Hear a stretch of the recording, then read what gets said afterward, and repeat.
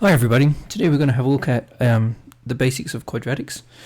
So a quadratic function is a polynomial equation of order 2.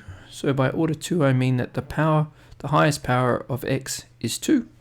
So you can see here this one has a power of 2, this one has a power of 1, but this is the highest power. Now with that we have to also make the statement that a has to not equal 0.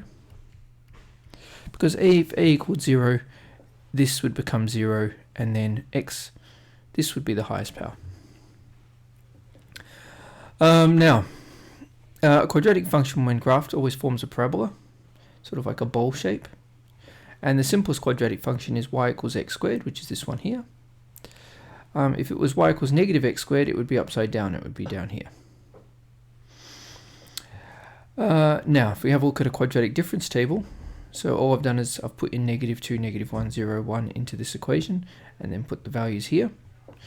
So when x is -2, y will be 4, -2 squared is 4, -1 squared is 1, 0 squared is 0, 1 squared is 1, 2 squared is 2, 3 squared is 9.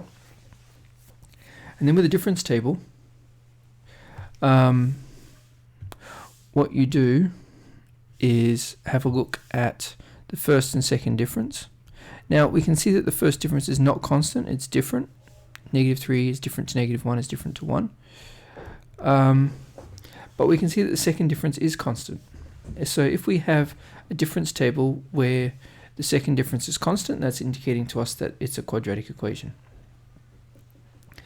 Now from the table itself, we can get the values of a, b, and c in our equation, so that we can see here that the value underneath the 0 is always the c value, that's this one here. The second difference value, the constant value, is always 2a, so if we halve it, we'll get a. And if we solve a plus b equals whatever this value here is, so we know a is 1, and therefore b must be 0, for a plus b to be 1. And thus we get back to this equation here. 1 times x squared gives us x squared. 0 times x, because we found out that b was 0, will give us 0 b's. And we know from here that c is 0, which leads us back to the equation that we're expecting. We'll do a few more of these later on if you didn't get that on the first run, but that's an introduction to how difference tables can help you find quadratic equations. Now the graph itself has some properties. It has a turning point at the base of the parabola. It will have a y-intercept where the parabola crosses the y-axis, and it will have 0, 1, or 2 x-intercepts. That's where the graph crosses the line y equals 0, or the x-axis. When the value of a is greater than 0, well, so if the parabola is concave up, which is this one right, concave up above it,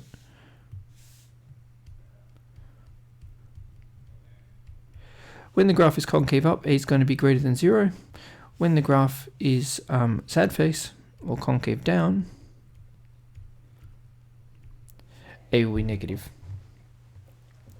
And that's a quick introduction to the quadratic stuff that we've done and that we'll be continuing to develop. Thanks everyone.